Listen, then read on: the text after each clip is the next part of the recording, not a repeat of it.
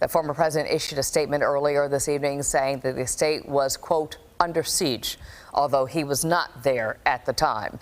Our partners at Fox Digital have photos showing him outside Trump Tower in Midtown earlier tonight.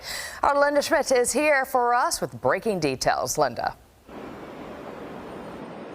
Yeah, hi there, Lori. Well, as you were just saying, the former president was right here in New York City at Trump Tower, right here behind me earlier tonight. He was not in Florida at the time of that raid earlier today, but he did release a lengthy statement. And in that statement, he said that FBI agents even broke into a safe. There is no video of the FBI raid that we know of, but former President Trump posted on his social media platform that his Mar-a-Lago estate in Palm Beach is currently under siege and that these are dark times for our nation.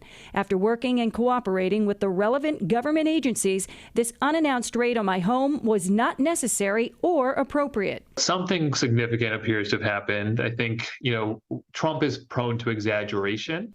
Ankush Kaduri is a former federal prosecutor. No matter the sort of extent of the intrusion or what they were looking for and why, that in and of itself is a momentous development. The Associated Press reporting the raid is related to whether Trump took classified information from the White House.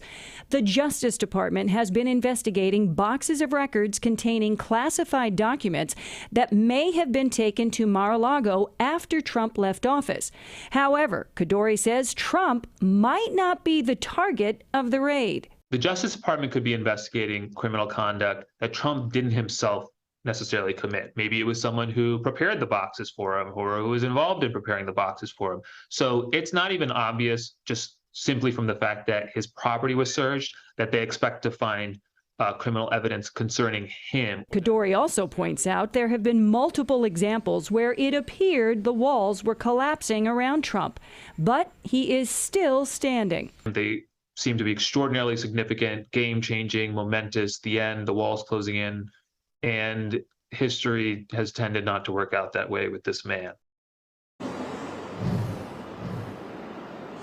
Okay, and by the way, when Trump released that very lengthy statement earlier tonight, he had a lot to say. Like I said, it was lengthy, but he did not go into any detail about what this raid involved.